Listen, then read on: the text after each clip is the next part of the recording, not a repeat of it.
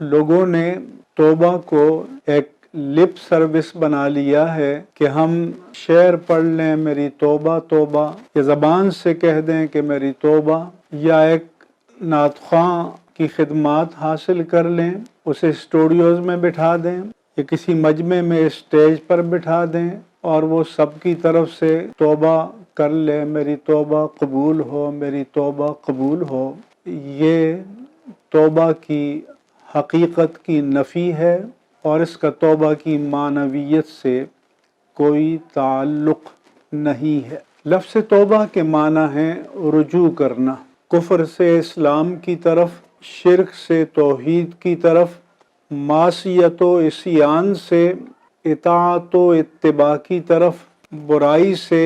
نیکی کی طرف، شر سے خیر کی طرف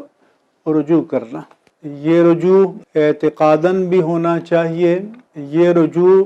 ذہنی اور فکری طور پر بھی ہونا چاہیے، اور اس کا اظہار زبان سے بھی ہونا چاہیے۔